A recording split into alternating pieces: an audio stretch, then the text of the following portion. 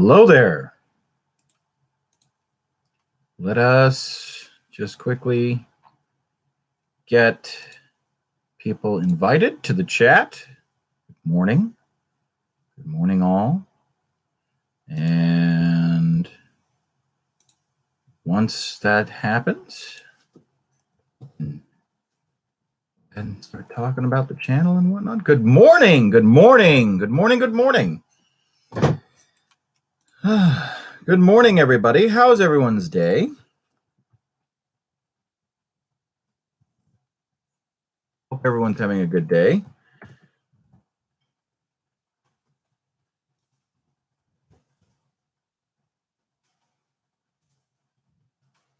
Duty day. I'm doing great. I just got done with the flag detail.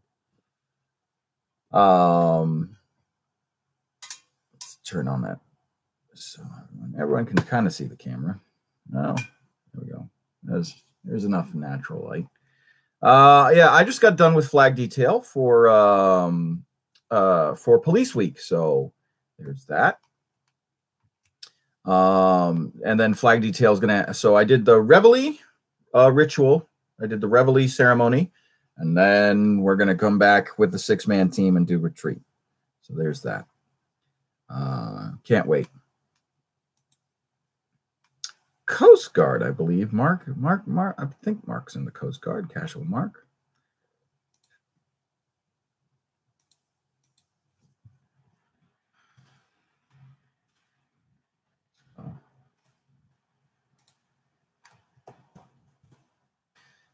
Anyway, I hope everyone is hope everyone's doing okay.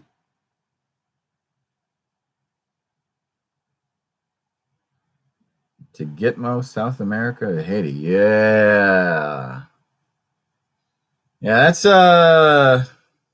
hey, that sounds like fun. 12 years into the infantry for Violentus?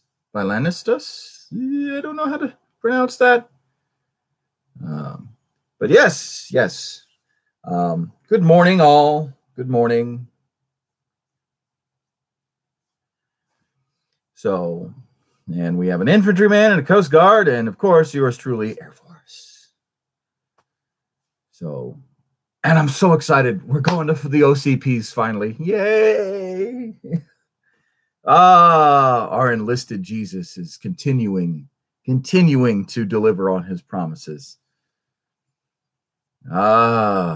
So yes, good morning, everyone. Welcome to the chat. This is the channel update where we sit, we bullshit, and we talk about Warhammer 40K stuff. We talk about where I want to go with the channel. Normally I read the comments, which I'm still going to do. Because I like reading the comments. I like being able to respond to what people are saying, especially during the battle reports. So we're going to go ahead and get that squared away right now, because I want to be able to get that going.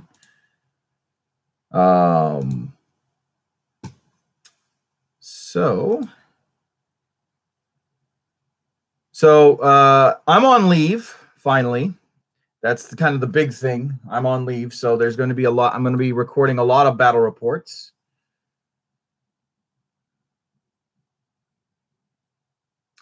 Okay, since you want to talk about Warhammer 40K stuff, I have a question. If you're taking 3 units of Hellblasters, why would you not take them as Legion of the Damned? That is a very good question. I don't know why you wouldn't. I'm assuming Hellblasters are a troops choice for the Legion of the Damned. But their codex hasn't come out yet, or their supplementary. So a lot of factions, their codexes haven't come out. So hold on, because they only get a 3++. Yeah. So actually, hold on. Let me dig, because I still think I have the index. So you're talking about like if you're going to overcharge, right? And your Hell Blasters, because I'm assuming the Hell Blasters they have their overchargeability, right? They are in an index. I read it this morning. I was kicking myself for not doing it before. So I mean that's a very viable tactic because I'm assuming if you're going to overcharge your Hell Blasters and their Legion of the Damned, they get the 3++. Why wouldn't you? I think that's a very viable tactic. Yes, but I'm not doing it for the overcharging. Well, I mean,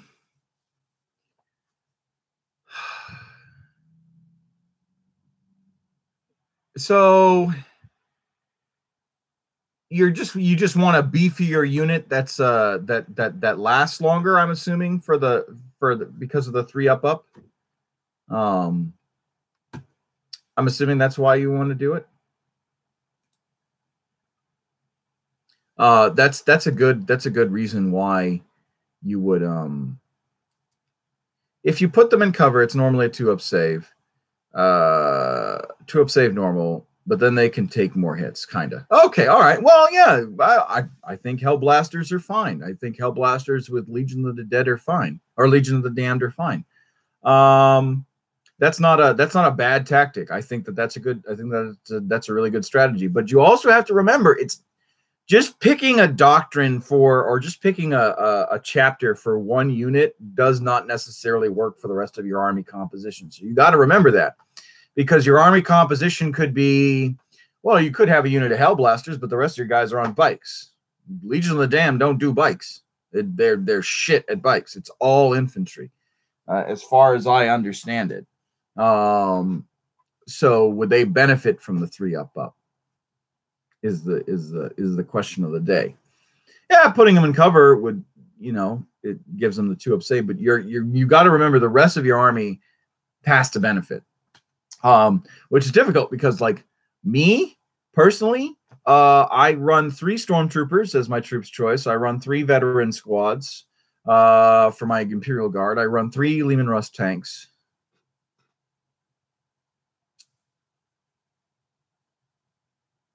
Good morning, Alctazy. He says, and Alctazy writes, I just plan to use them in my Death Watch. Then got intercessors for the meat shields if needed. There you go. Yeah. So, like, back to what I was saying. So I'm running 3 stormtroopers, 3 hardened veteran squads. So my stormtroopers are like my close-up support. Those guys are there to hold the line in front of the hardened veterans, because the hardened veterans are my 3 hardened veterans and my fire is basically the fire team, the fire squad for the fire support for the brigade or battalion, whichever I'm running, but still. And then I got my 3 Leman Russ tanks, 2 main battle tanks, 1 demolisher, and then I have my 3 Sentinel Lost cannons, and then I got my 3 HQ choices, 1 Primaris, and then a Tempester Prime with a command squad, and then the company commander with his command squad. So all in all, that's a lot of shots on the board that I can deal with. And the thing is that, yeah, my Leman Russ tanks are like my big showstoppers. They are supposed to, it doesn't always happen, but they're supposed to be. I designed my army basically around interlocking fields of fire and defense in depth, where my Leman Russes put out punishing fire whenever they can, and first turn. Now got to get the kiddo to school. Hopefully be back in time to catch more. Otherwise, have a great day. All right. Thank you, Octazy, for popping in and saying hi. I appreciate it. So anyway, so my Leman Russ tanks are designed to put out fire and do target priority as needed. But my infantry with the Vestroyan doctrine, now all their 24-inch guns that have rapid fire are now 30 inches because of the extra 6 inches. All my Leman Russes, instead of firing at 72, now they fire at 78. All my heavy support guns, instead of firing at 48, now they fire at 54. And all my 36-inch guns now fire at 42. All my freaking rapid fire weapons or 30-inch guns. So now I am rivaling the Tau in fire superiority. And I'm able to do that. And the Vestroyan doctrine has an order that I can give to any of my units that are in close combat, to where even if they're in close combat, they can fire their weapons as regular. So I don't need to do pistols anymore. I still probably take the pistols only because, just in case I choose another doctrine that's not Vestroyan. But so to answer your question, after I've just described to you my army composition, you want to take what complements your army the best. Legion of the Damned, if it complements your army the best, then take it. Use your intercessors, use your hell blasters, use your regular Marines, your TAC Marines, and take Legion of the Damned. But if you're rolling with a whole lot of armor, or bikes, or dreadnoughts, they may not benefit from the Legion rules. So you got to keep that in mind when you're picking legions. It's cool to say you have a Legion of the Damned chapter. I would love to run a Legion of the Damned chapter. I just don't have the time to fucking build and paint it. But I would love to run it. But at the same time, heresy. There's no Xeno match. There's no Xeno to match mankind's fire superiority. Yeah, absolutely. Heresy. I will report myself to the commissariat and shoot myself in the head. But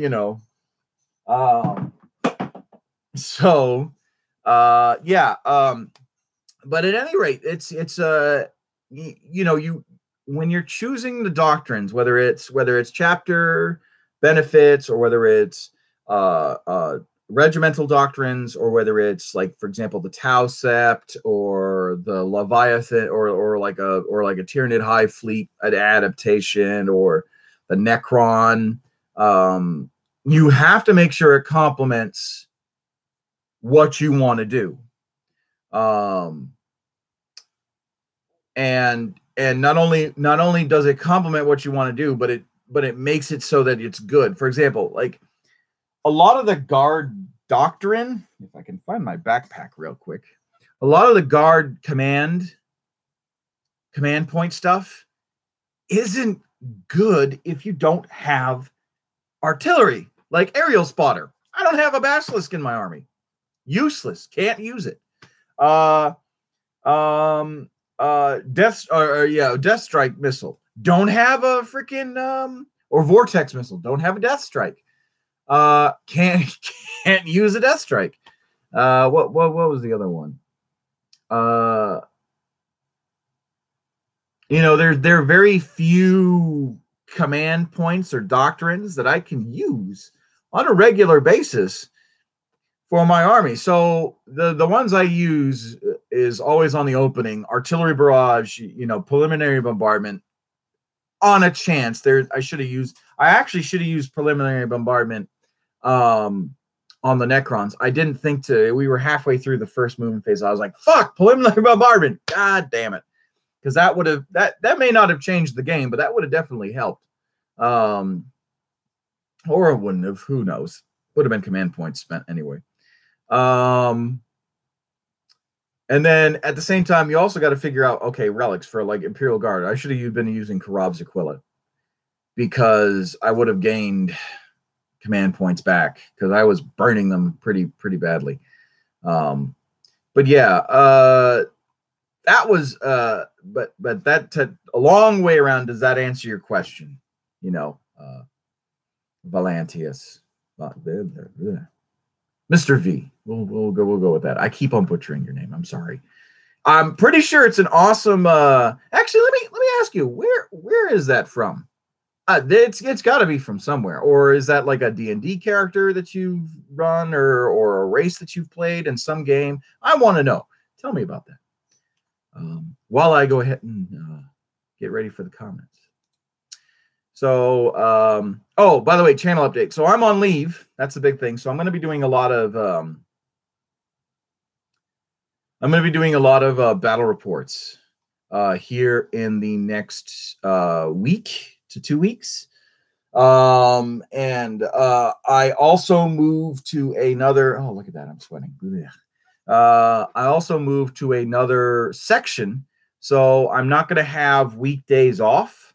So the days that I have off are going to be Saturday, Sunday, but those are family days, as I've said before. Those are family days, and I'm going to have an evening battle report day. So I get off of work, go straight to where Rob is. We're going to sit down. We're going to find players, and then we're going to do a battle report.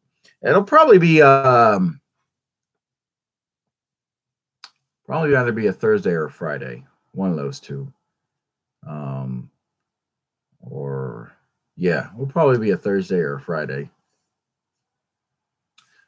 Maybe a Friday. Well, no. Yeah, Thursday. And then we'll still have the solution campaign. Actually, this weekend, we're going to do a solution campaign. No, it's for Index 1. They have a lot of different types of troops. I just thought it would... I just thought I would look at them when I saw that. I thought that combo. I mean, it's a good combo. I'm not gonna argue with that. That's a great combo. That's something that will make your army very deadly, and really nasty, And I think that'd be awesome. I haven't fought a Legion of the Dead, a Legion of the Damned group, so that's interesting. That'd be interesting to have. So, yeah. So I think I'm gonna do Thursday. We're gonna do Thursday for battle reports, and they're gonna be evening battle reports. So I'm gonna cut them on Friday and then release them Monday. And I think that's what we're gonna do. We're gonna cut them Friday, release them Monday. Cut them Friday, release them Monday. Cut them Friday, release them Monday. So actually, I'll have a set schedule. Ta-da! And today, because I'm still on standby for the retreat ceremony, I'm going to be streaming on Twitch Battlefront 2. So if you want to join, my name is Arvis Kaiser on Xbox, and you can play with me, and we can do a group chat, and we could do all that stuff, and for however long you guys want. So there's that. So yeah, I'm on leave. I'm going to be painting guardsmen. I'm going to be doing. I'm going to be painting up terrain. I'm finally going to hit some paint on these guys. I think I'm going to do like a black with a gray. So, and then the skulls are going to be like brushed white, or dry brushed white. I think that's going to be really good. I'm going to love painting this sucker. I think I'm going to get some more terrain pieces. And then we're still on track for doing another big charity donation this upcoming quarter. So if you're a part of my Patreon, I will send a vote, and you guys could get to vote for the next charity. And then, yeah. And then if you're not a member of Patreon and you want to support me, link in the description to this video below and whatnot. I just finished putting together that terrain piece as well. Yeah. I love, so I've got a few terrain pieces I can show real quick. Hold on. Let me turn on a light real quick. So I got a few terrain pieces that I really got to work on. And one of them, where is he? So, aha.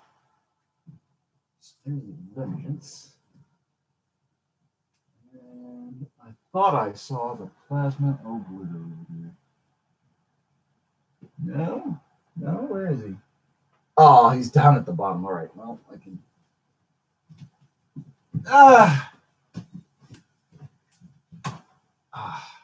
So I got. So I still have this sucker that I need to put together and paint. And then I got these guys right here I got to put together and paint. So these two I got in England when I was still in England. This was when it was back. This was when it was 50 pound. 50 pound. Oh man, that was crazy. So yeah, I've got a lot of terrain. I've actually got an Imperial sector to put together too. So like I've got a lot of terrain I need to get done and put it together. So that's going to be my leave. I'm so excited. I'm so ready. I'm so ready to be relaxed and on leave. And I'm going to turn off that light because it makes me look sickly. I'm so ready. And then I think I got this little small. I got these Prometheum pipes right here for the small amount. For small terrain pieces, but I'm so ready. I'm so ready for leave. I'm excited. So all this week I'm going to be filming battle reports. I want to try and get at least 2 a week. Release 1, and then next week I'm going to be filming battle reports, and then the week after next is when my leave wraps up. So I'm going to just kind of be focusing on that. But today, because today's kind of a wash, because I still have to do the retreat ceremony for Police Week. So today I'll be on Battlefront 2 for the majority of the day. And I'll be just streaming on Twitch. Twitch TV, it's Commissar Hecht at Twitch TV. And yeah, you guys will be able to enjoy that, what that's worth. And yeah, I'm super excited. I'm super fucking, I'm so stoked. I'm super excited. So yeah, can't wait. But yeah, all right, let's go into reading the comments. So not many comments so far. For the Necron for the Imperium versus the Necrons. 2v2. Not many comments about that. I'm kind of disappointed. Because Necrons have been kind of a big deal recently. I mean, I'm still happy that people watched it, but not many comments. Yeah, I thought there'd be a hell of a lot more comments on that video. So what do we got? We got Kevin B writes, "Sweet battle, my friend. I hope you enjoyed. I hope you enjoyed your weekend ball game." I did. I enjoyed the weekend ball game. Did you see the Necron Titan? Oh my God! Yes, I did see the Necron Titan. I can't wait to blow it up. Bring it here. Come and see. Bring it here. Yeah, just keep walking it into my guns. I dare you. I fucking dare you. I started to watch it, but never finished it. I still have it up on the other tab. Oh, okay. Well, good. Continue to watch it. Yeah, no, that new Necron Titan, I'm not worried about it. I ain't worried about it. Forget about it. I'm not worried about Necron Titans. I'm not. Like, Night Titans are a pain in the ass to get rid of, but I mean, once 3 Leman Russ tanks can handle a Night Titan. So anything else bigger than that, it's like, I have the Terran Duke, which is right here. Hello, Mr. Baneblade. So, and I can't wait to finish painting him. I just primed him the other day. He's a little dusty. But this is the Terran Duke. I have an answer for everything. I just don't normally bring him out to play. Because normally my battles are 1,500 points and he's a 500 point sink. That's just the chassis, not the guns installed. So, once the Terran Duke is done and painted, I will start fielding him in bigger battles. And I can't wait. This is actually, so for those of you who don't know, this is actually not a recent buy. I got this Baneblade back in 2008. No, I got this Baneblade in 2009 when it first came out. This was one of the very first Baneblades to be produced. for Games Workshop, because the only time you were able to get a Baneblade was Forge World, and Forge World models back then, as they are now, are pretty goddamn expensive. So my girlfriend at the time was like, well, what do you want for Christmas? And I said, you know, I would really like to have a Baneblade. It'd be really awesome to have one, because as a guard player, it's a super heavy tank that no one, because back then you had 14 armor on all sides. You still had templates, so this sucker was putting out. I think I still have the 10-inch. Yeah, right here. This sucker was putting out, you know, this big circle template right here, you know. And then the Demolisher was able to handle itself. And if you missed when you fired this sucker, the coaxial, but if you hit with the coaxial cannon, you could fire it again. So it was kind of like grinding advance. So if you missed it, the shot still resolved, right? But then if you fired the coaxial cannon on the target that you were aiming at, and it hit the target that you were aiming at, you could fire it again. And it was just so dirty. Oh, it was so dirty. And then the heavy bolters and the lost cannon and whatnot. So I had just gotten around to finishing this sucker right here. So yeah, I can't wait to field the Terran Duke on the board. This is my only super heavy too. So I have answers for everything. You just don't see it often. For example, I have Vendetta gunships that I'm wanting to build. So I'm building and painting a lot over this break. And I'm so excited. So, all right. So yeah, not a lot of people have I guess keyed into the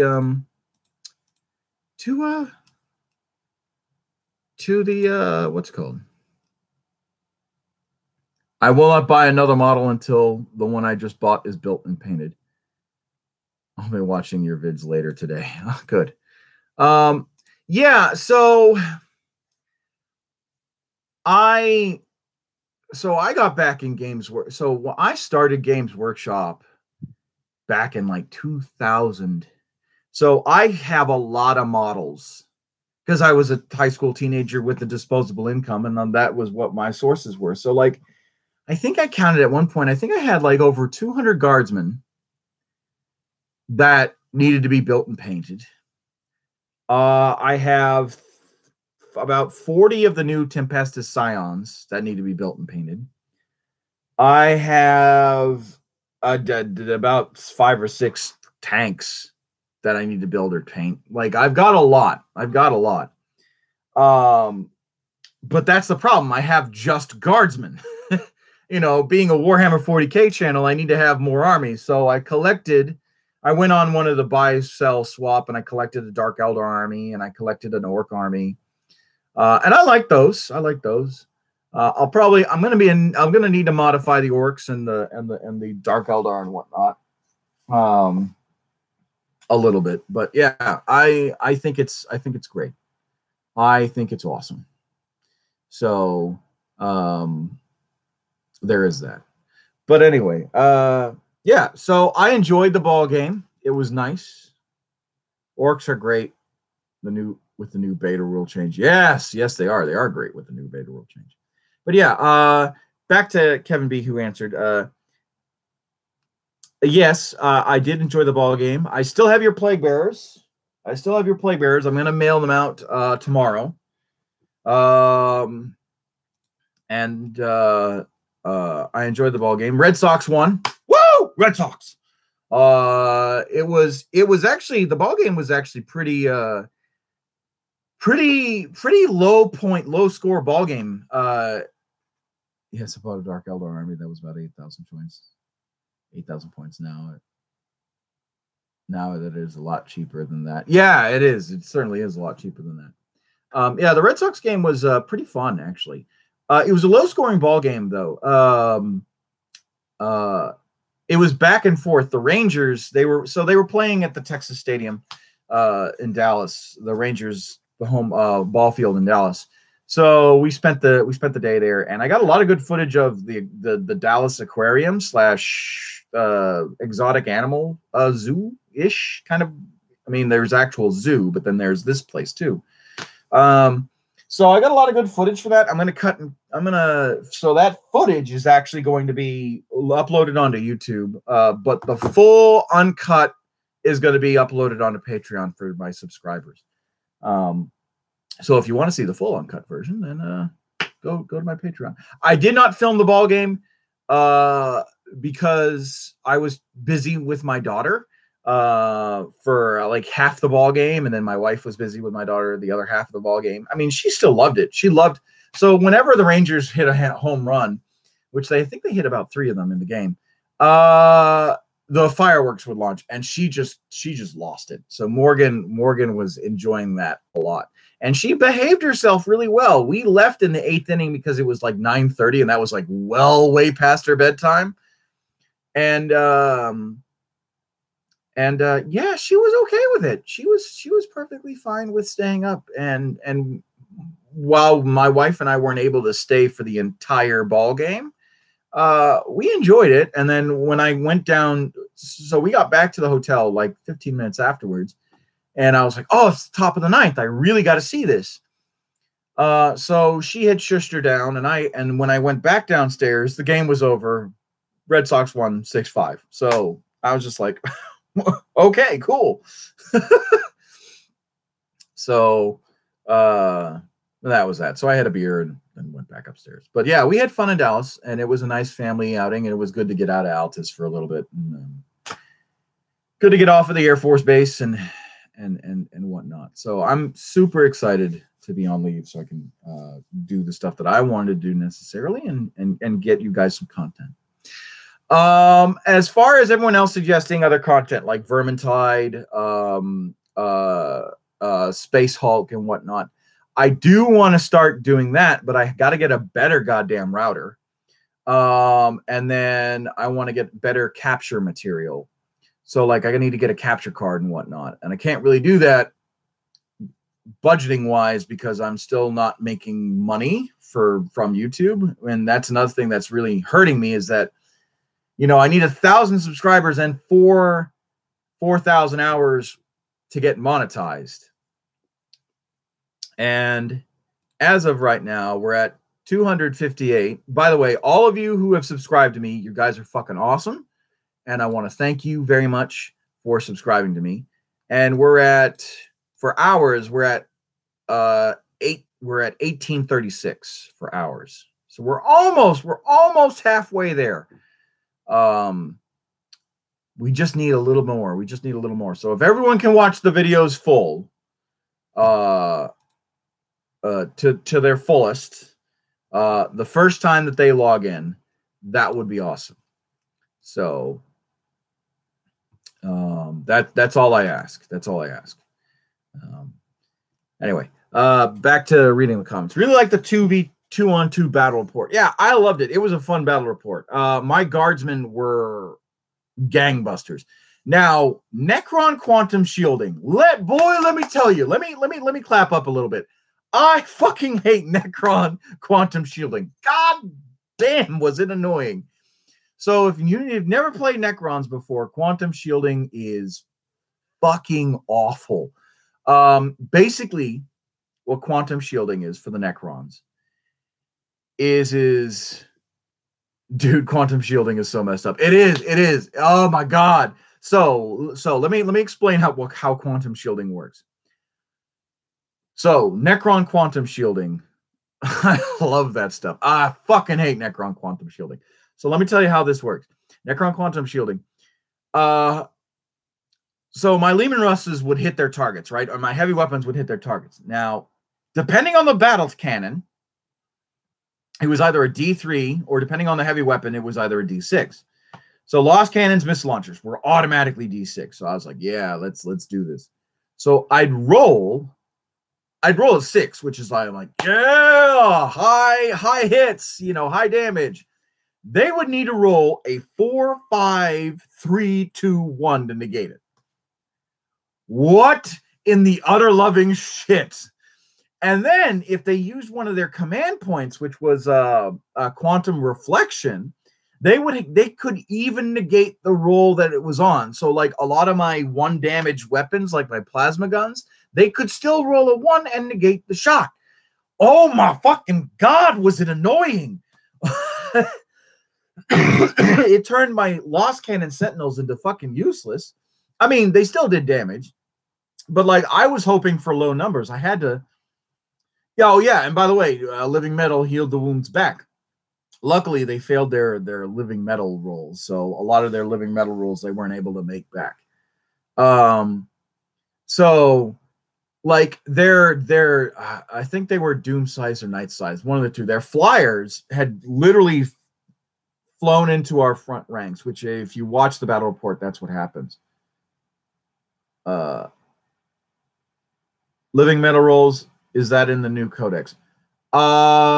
Yes, it's part of their restoratives. I don't know what used to be free in the index. Oh, maybe I was thinking of their restoratives. And if they were using Living Metal, they didn't tell me. They didn't tell me specific. So anyway, I'll have to look at that. Yeah. So anyway, the fact of the matter is that like, oh my God, it was so annoying. Holy shit. So their Night Size, they flew up and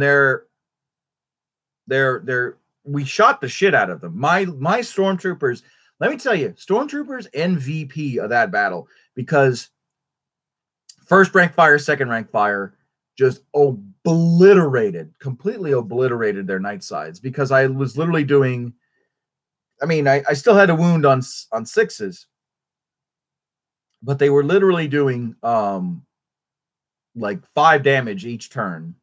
They'd heal 1, 2 with their restoratives, and then they would do another 5 damage. And then our psychic phase really helped us. So like the mix between the Psyker and the stormtroopers just completely obliterated the Night Sides. And I was okay with that. I was like, I'm going to make it so you guys pay for dropping troops into our field. And we were just like, what really hurt me in that battle is that the Leman Russ Demolisher just went up in smoke first turn, and that we didn't get first turn shots. I think that hurt us a hell of a lot more.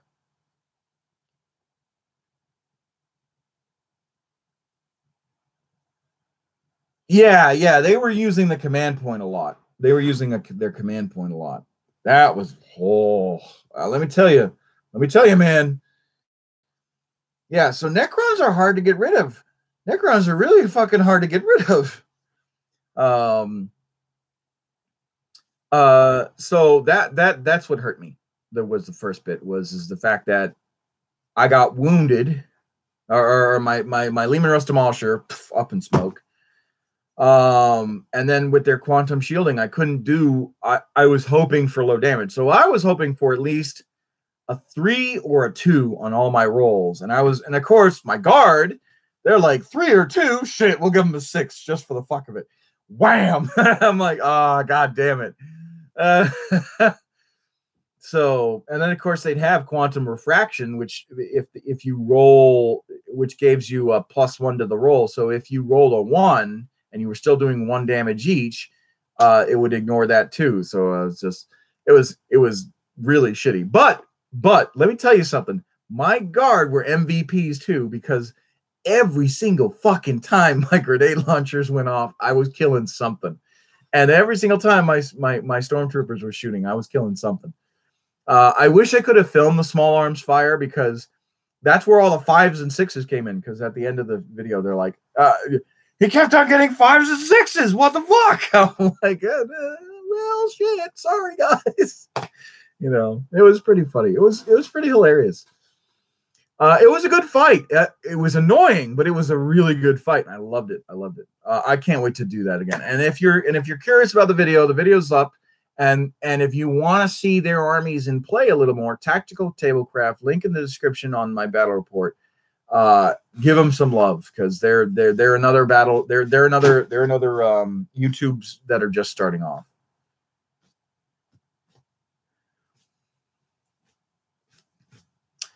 Best way to take out quantum shielding is to not overcharge plasma or regular bolters. Yes, absolutely.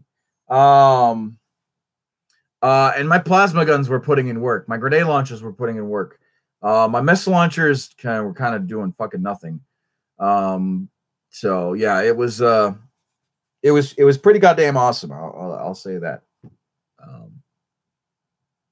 So it was fun. It was really fun. But yeah. So all right, back to some more comments. Let's really like the 2v2 battle report. Mike, and that was from Raul Thomas. Michael Zakaru said great. All right, cool. And 2v2 battle 2v2 looked fun. Nice terrain, by the way. Yes. So tactical. Sabah 3. What's up? Hello, welcome. So Tactical Tablecraft, let me give them a shout out real quick. They made terrain, and Jim makes this terrain all along, and he as a respect, the fact that we were hosting, he gave us that terrain for free, no issues, no inclusions. He was just like, hey, this is awesome, we want to play, and we want to thank you for playing. So I was just like, hey, cool. Sanctum, I'll take it. And I loved it. I fucking, that was nice. I loved it. So that's always fun. So yeah, I've been, it was really cool to have that. So yeah. So those were all the comments.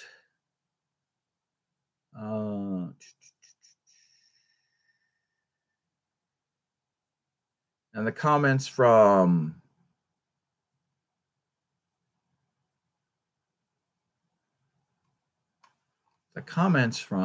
the last battle report, which was the Orcs versus Imperial Guard rematch. We could read that.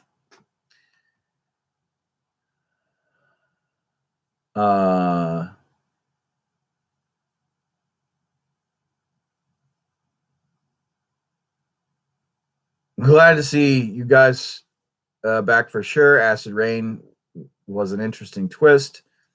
I thought the Orcs were about to run your command squad and all. Of course, if I won Rubik Marines, yep. So, yeah, that battle was really difficult because of Acid Rain, and he did a lot of damage. Ben Connor says your Tempestron can't take a command rod and a pistol. His rod replaces his gun. You should consider tank commanders for your Russes. Giveaway Space Marine Scout. So yeah, the Imperial Guard Orc rematch, that giveaway is still going. B2A.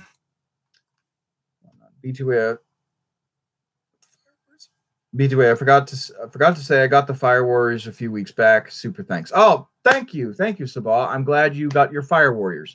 So for those of you who are curious, up until recently, I've been doing free giveaways with every battle report to help drum up support and subscribers.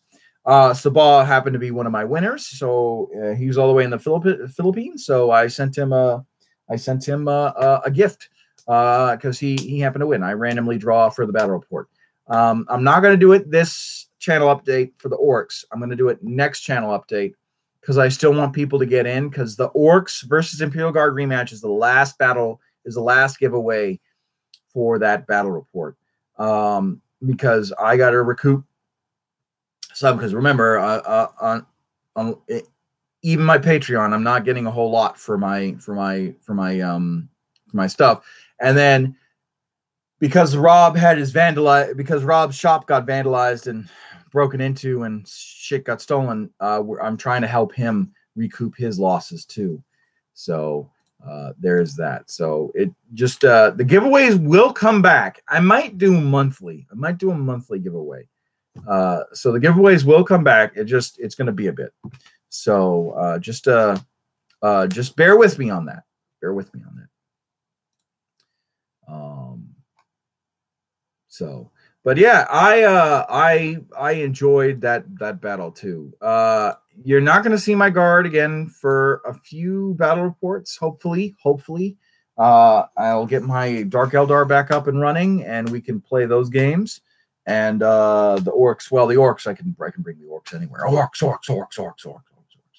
So, but I want to paint them too, because everyone's been getting on me about painting, and I took leave specifically so I could paint.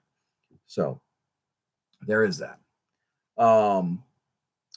But anyway, so yeah, that's me. That's literally the battle report. So today, as soon as I'm done with this, I'll be hopping on Twitch.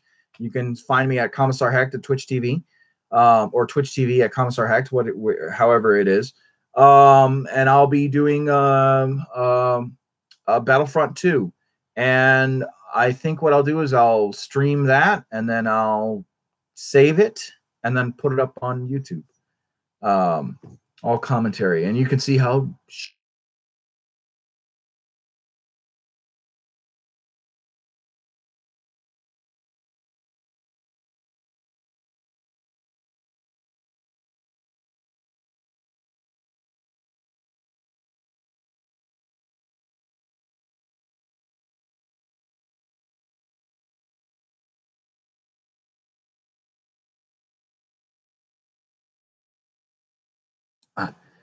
all right. Hey, here he is.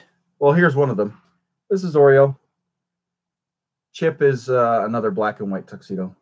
He was the one that's sounding off. Hey. Okay. Bye-bye. All right. Sorry about that. Wanted to show you my cat, seeing as he was making noise.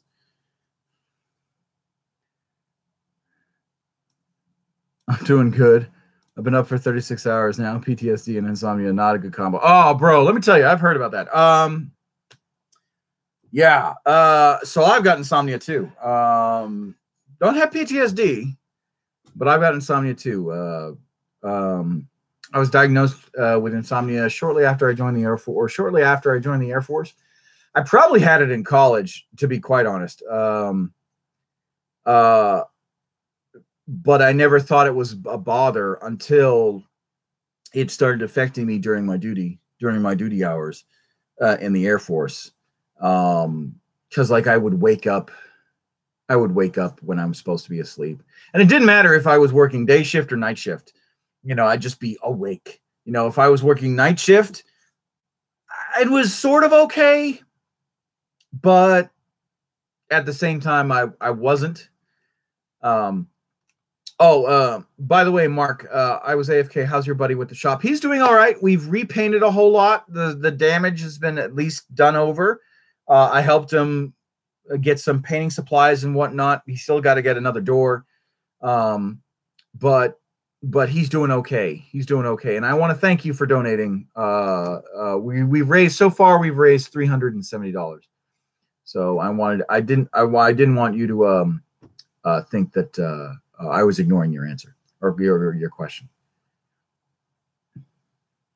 But yeah, let's see. I was diagnosed insomnia back May 2009, and I didn't want to go to the doctors. I really didn't, because I didn't want to be med boarded, and insomnia was like a surefire ticket out of the Air Force. And it took Master Sergeant David Day, and my supervisor. So he was my flight chief at the time, but my supervisor, Staff Sergeant Adele Adams. Much respect for both of you. To force me to go to the hospital.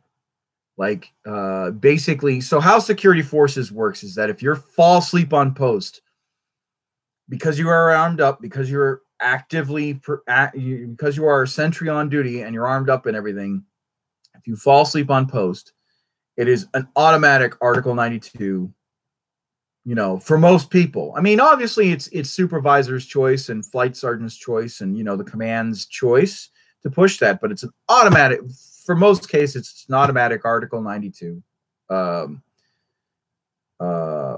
failure to obey a lawful order, and you go into Article 15 hearing proceedings, and you lose a stripe and you lose money. So there was one day where I was hurting. I was really hurting. I literally had been up for almost 48 hours. And at that point you're close to hallucinating. Because the next 70, if you stayed up 50 or to 72 hours, you're hallucinating. Your body starts breaking down because you're so just mentally fatigued. So my supervisor came to my room because I had a few airman friends, and they were like, "Hey, Heck's not doing so hot." So there was talk. Everyone talked. Like, "Hey, this guy's not sleeping." So, and it was a small base. So every small thing that seemed insignificant was actually really big. But I'm glad it would turn out that way. So my supervisor came up to my room and she goes, "Are you okay?" And I'm like, "Yeah, ma'am, I'm fine." And she goes, "Okay, you're supposed to be at work, in like 10 minutes. You don't even look like you're dressed." Kind of. I was in this shirt. I was in my sand brown shirt. I was in boxers and shorts and whatnot. I was like, "Oh, I'm just hurting, ma'am, and that's all." And she's like, "Okay, well, I'll see you at work." So I go to work, and I'm at attention because we're falling in. And that's when my eyes literally roll to the back of my head, and my brain shuts off, and I crash. I'm, down to the ground I go. So they sent me to the hospital. I was just like, I don't know. I must have locked my knees or something. And I tried to pass it off as, I just fainted. Like, no, you literally fell asleep. Like, we watched you close your eyes and in guard mount, fall asleep at attention, and then your knees gave out when your body relaxed. And I was just like, shit. So, they took me in the back room. They're like, "What's going on?" I was like, "I just can't fucking sleep." And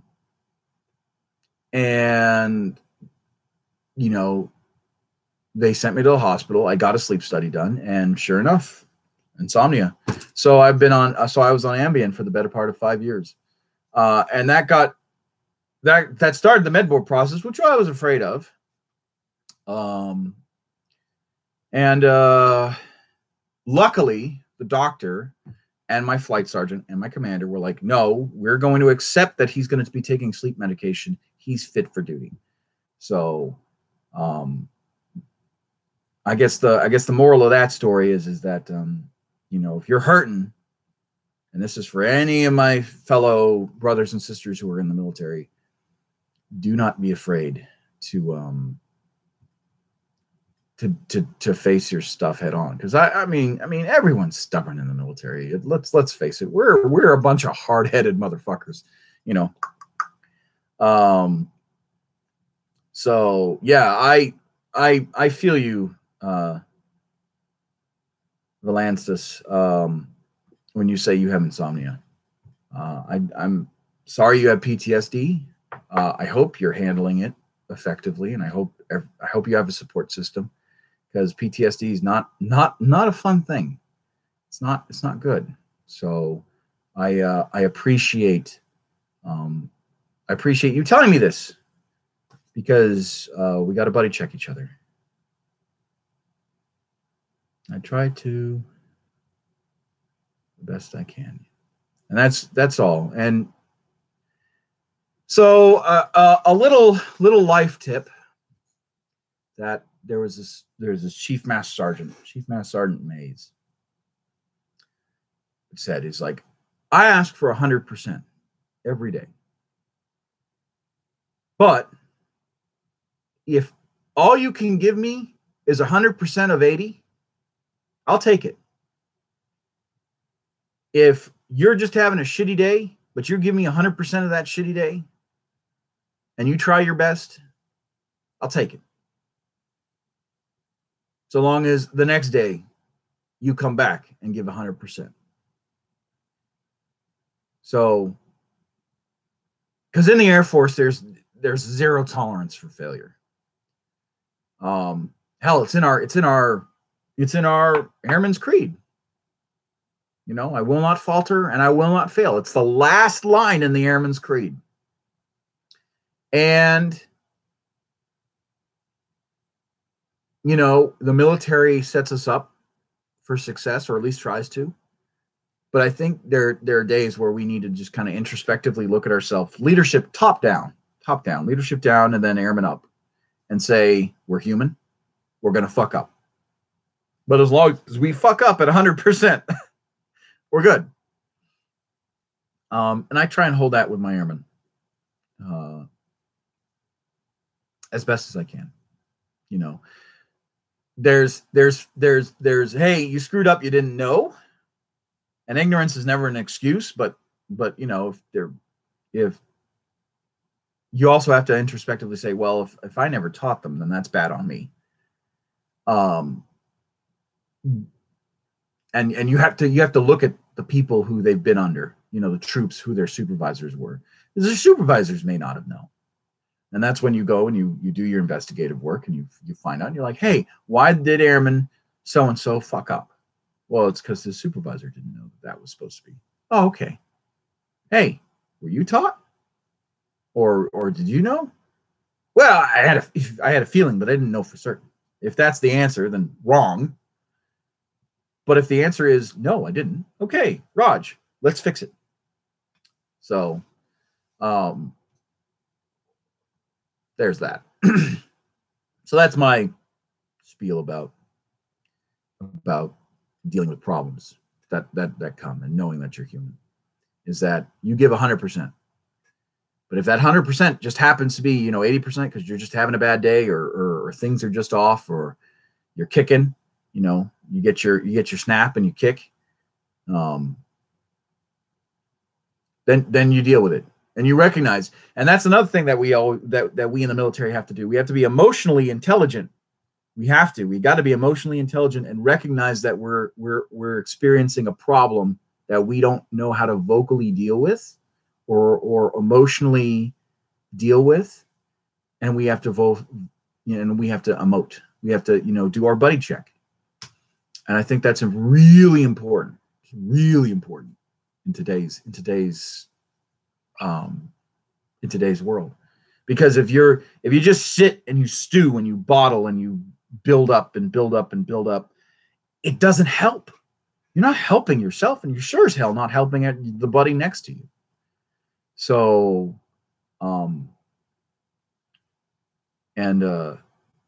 it took a lot for me to go to like mental health and all that stuff, to deal with my insomnia, to deal with like all the extra stressors, that I thought were just white noise, static. And I was like, I can deal with it. So, so I feel you, man.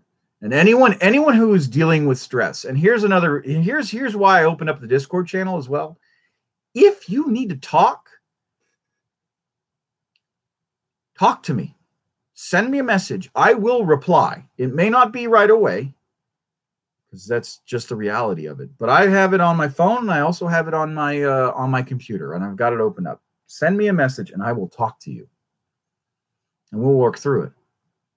I am not going to turn anyone away, because because the lessons I've learned have helped me. But if I can't pass on the lessons I've learned, then shame on me, because I'm not helping everyone else. And this is kind of what the channel's been about, is that, you know, I want to turn this channel into a charity channel. Yeah, I'm going to pocket some of the money, but not a lot, because the Air Force is paying for everything so far, over a roof over my head. And, you know, clothes on my daughter's back, clothes on my wife's back. And, you know, my wife's in the Air Force too. So it's not like we're hurting for cash. I mean, we're not rich, but, you know, we're doing well. But this is why I started it. Originally, it was a hobby.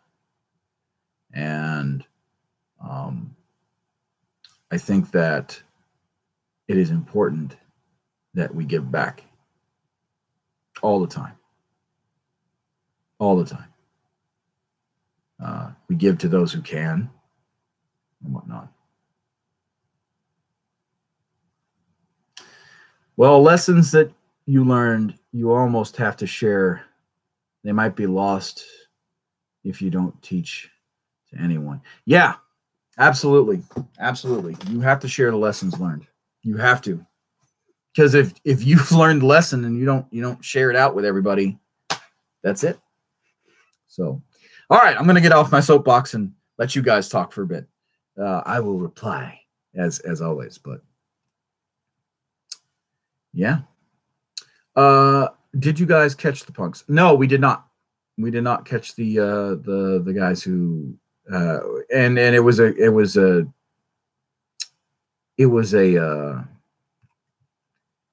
crapshoot anyway to catch him. So, oh well.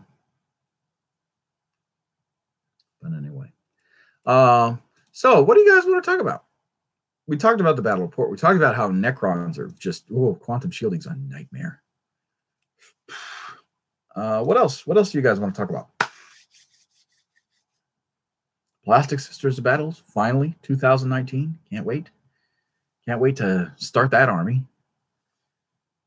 Yeah, Harlequins. Harlequins, the new flavor. What do you think is the strongest codex and the weakest? Strongest right now would have to be... They're all kind of pretty balanced, to be quite honest. I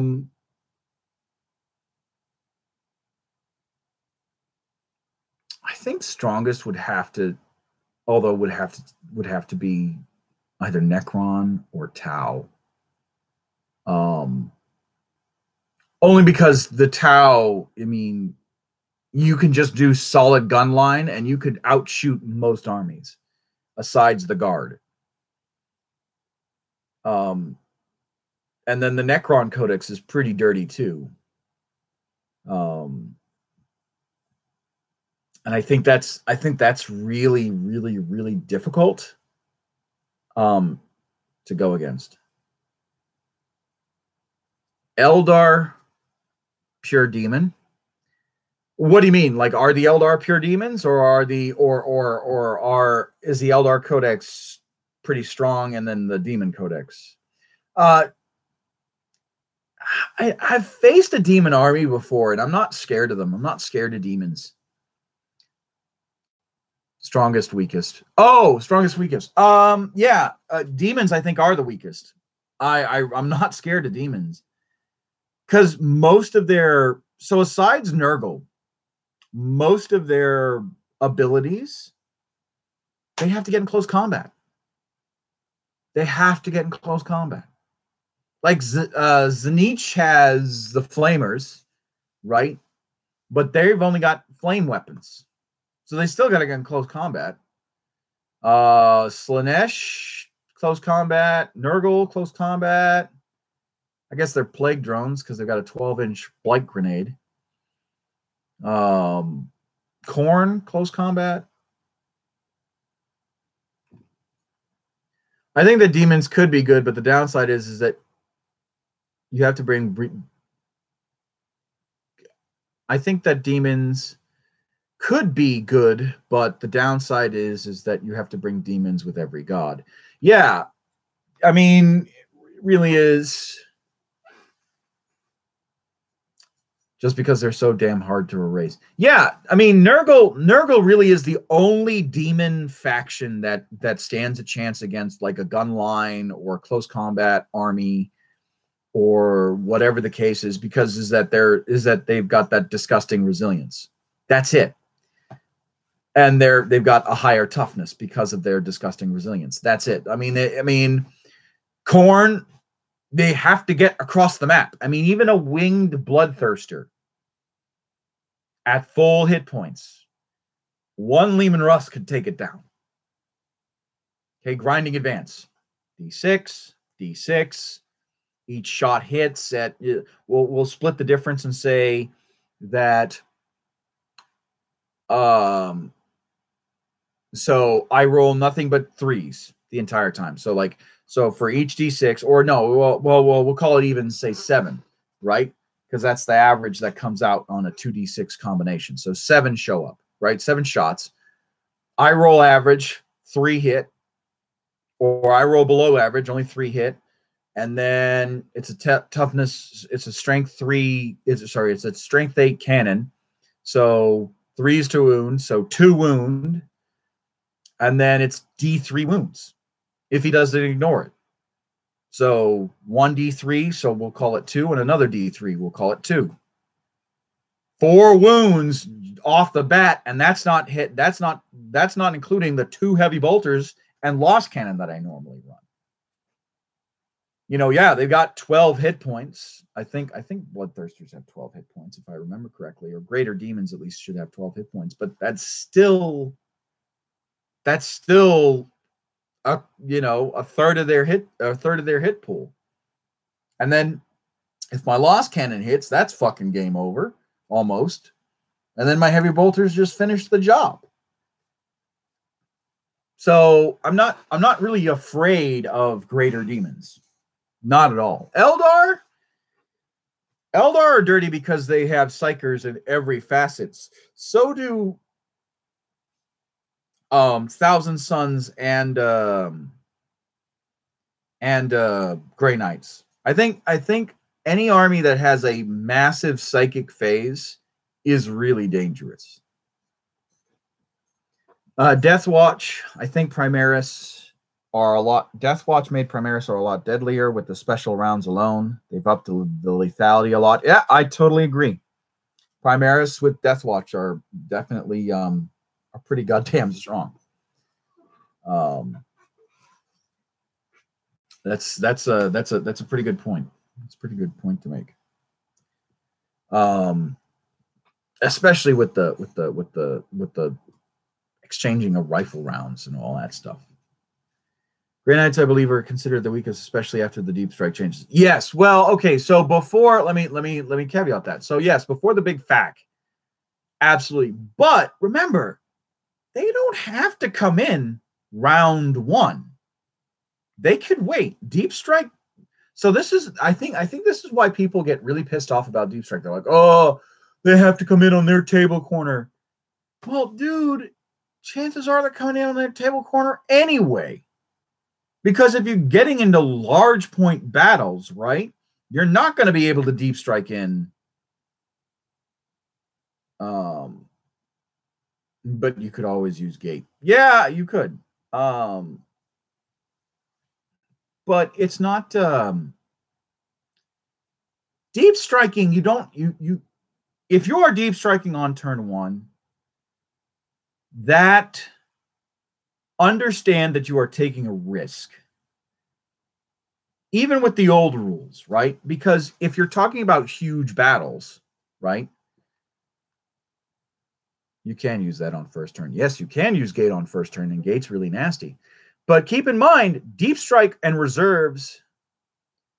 And no, I always deep strike on turn 2 or so. Thin out the screen and such. Thin out the screens and such. Yeah, and I.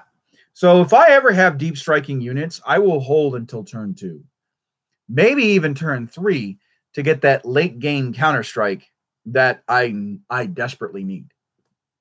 If I have reserves, they're coming in, or they're deep striking in on the late game, so I can get that counter punch. For example, my Vendettas, once I get those up and painted and built, those Vendettas are coming in turn 2 or turn 3, so that there's no ifs, ands, or buts. They may have gotten rid of like the Lehman Russes or the whatever the case is. Where do you think Tau are in the power curve? All right, so if I think what hurt Grey Knight is the power level roll. Oh, you mean like smite and whatnot, or psychic powers? Or if you're doing a battle based off of power level itself. I'm curious. And while you're typing that response, the Tau on the power curve, I think they're mid-tier. They're not overly powerful. No, you have to half your power. No, you have to half the power level on board. Oh, yeah. Tau is tricky. Well done, they're devastating, but they're easy to mess up at the same time. Yeah, I mean, it depends on the army you're running with the Tau. It really does. Because if you're like most people, your Tau are going to have a gun line. They're going to have suits, and they're going to be. That was cool. There's a Mississippi kite that's nesting in the tree right in front of me, in my backyard or in my side yard, and it just flew above the house. That was really cool. Sorry, squirrel. Or in this case, kite. Yeah, Tau. I think the Tau bring I would bring 2 full squads of Kroot only for screening. And I'm really mad that the Kroot don't show in Tau armies anymore. It's all suits. It really is. It's all suits. It's like we're playing a game of cards. It's like straight suits. So yeah, Kroot. If I was Tau, I would bring Kroot. I would bring Kroot after Kroot after Kroot. I would have 3 squads of Kroot just there, just so I could be like, come at me, bro. You have no idea. And those 3 squads would literally just screen and be bullet sponges. You know, you want to get behind, you want to get into my infantry? Well, you now have a Kroot carnivore squad to deal with. Kroot, Kroot, Kroot, Kroot, Kroot, Kroot, Kroot. Sorry, I'm stretching out my leg. It's cramping up.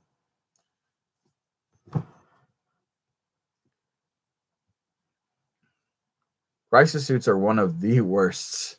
Horrible cost. Yeah, crisis suits cost shit ton. They do. Which is why I think that people need to redo their suit lists. I really do. Just saying. So, but hey, that's less targets for me to have to threat discriminate. I mean, tried 3 hammerheads a few weeks ago. They seem to do well. Hammerheads, I like my stealth suit units. Okay, so hammerheads, stealth suits, good. That's always good. I'm trying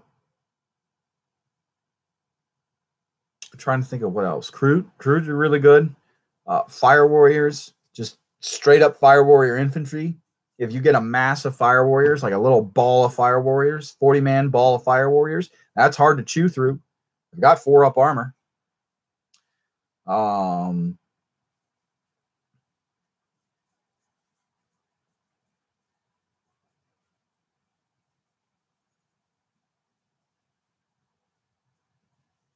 Yeah, riptides and crisis suits. There's always that argument. Well, you know, if I take a crisis suit, or if I take a riptide, I might as well take a crisis suit. You know. Yeah, riptides. I mean, riptides are. Yes, I don't like the railgun either. I think the railgun's devastating. Heavy D6 or heavy D3. I forget if it's D6 or D3, and then D6 damage or D3 damage. It's one of the two. I get those confused sometimes. But I think it's devastating. It could take out a tank. It could degrade one of my Leman Russes all the way down to the bottom.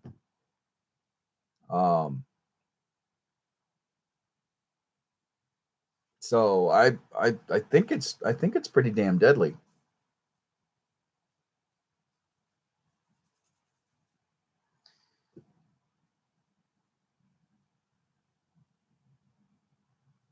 I don't like the randomness of it. I mean, yeah, but I don't like the randomness of my Leman Russ battle cannons. Let's be real. It's strength 8, heavy D6, D3 damage. I'm grinding advance, so I get to throw 2d6 out there. I'm not clearing a whole lot. At most, I might clear a tank. And that's just with the main cannon. That's why I had to buy the heavy bolters in the Lost Canon.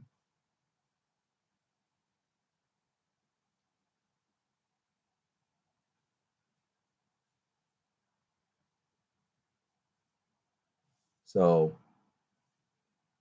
there's that.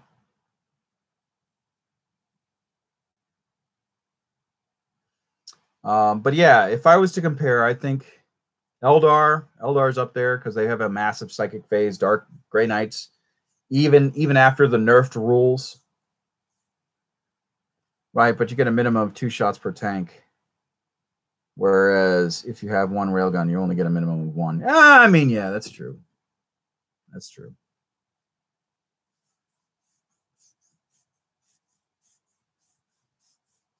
You make a valid point. You make a valid point. But yeah, if I was to put like the codexes on a continuum, any codex that has a massive psychic phase is going to be head and shoulders over any other codex because you won't have an answer to it. I mean, even so, like Eldar definitely up there because they have a massive psychic phase. Thousand Suns definitely up there because they have a massive psychic phase. Grey Knights, even after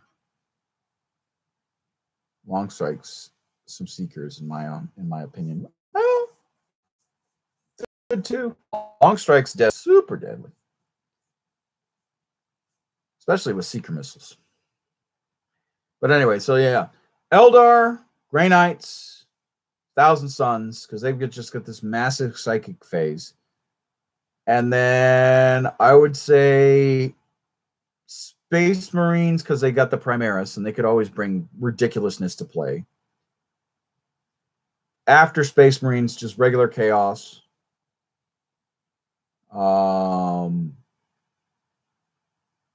Imperial Guard, Tau are kind of tied. Dark Eldar, I haven't played with the Dark Eldar Codex because my army's still in pieces, so I'm trying to put that back together.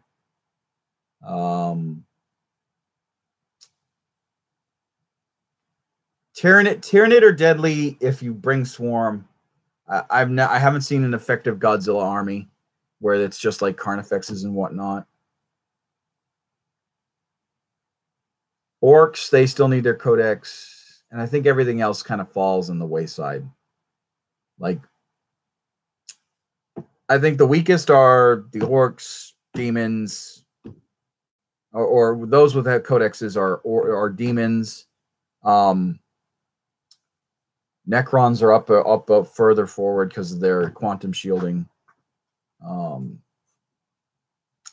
Mechanicus, the Mechanicus haven't been really doing. I've not seen a good Mechanicus list. I'm pretty sure there is one out there. I haven't seen it. Yeah, there's not a whole lot that I would say comes in like last place besides demons. Oh, legs are killing me. So, but anyway, so as far as like the codex continuum, I think demons are the weakest because they all they have is close combat.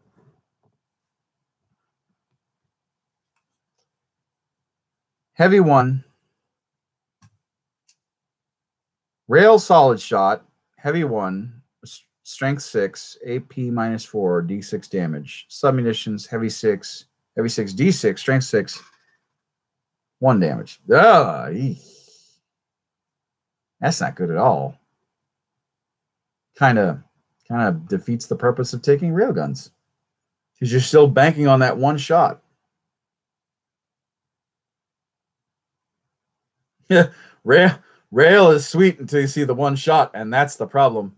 Yeah, sounds like it. That kind of sucks. I mean, once you hit, you hit. Because asides my Leman Russ Demolisher, there's nothing like Imperial Guard wise that can take care of strength 10 AP -4. But then again, the Demolisher is 24 inches, the railgun's 72, so you're tagging me at twice the distance. Or 3 times the distance, actually. No. Actually, no, that's like 4 times. D3 mortal wounds on 6 really doesn't compensate, in my humble opinion. Yeah. All right, guys. Well, I think that's going to be it for this show. Good conversation, by the way. I love having these conversations. I wish we could do more of these. And actually, when I'm painting, maybe we could do a paint and chat. How's that sound? Paint and chat. I'll paint, you guys chat, and we'll talk and we'll bullshit. That sound like a plan? Sounds great. All right, cool. So we'll do paint and chant. Maybe not tomorrow. Maybe over the weekend, something like that. Just stay tuned here, and please do not be afraid to subscribe to the channel and invite others to subscribe to the channel. And also don't forget to join the Discord. Link in the description below as soon as this video is up and posted. And if you wish to be a Patreon subscriber, join my Patreon. I will not say no. Anyway, that's it for this channel update and whatnot. Let's kind of all wrap things up. We've talked about tactics. We've talked about the fact that I'm on leave. Talked about the fact that I'm changing sections, so I'll have a Monday through Friday. And we talked about life experiences, and I appreciate everyone who's joined me. As soon as this is done, I'm going on Battlefront. So give me about 5-10 minutes, and you can join me in the Battlefront. And I hope we're on the same team, because God help you, because I'm an awesome fighter ace. So it's the ground combat that I suck at. But anyway, Arvis Kaiser on Xbox One. So I will see you guys shortly on Twitch if you guys want to hop on and talk to me there. And I will see you in the next episode. Bye-bye.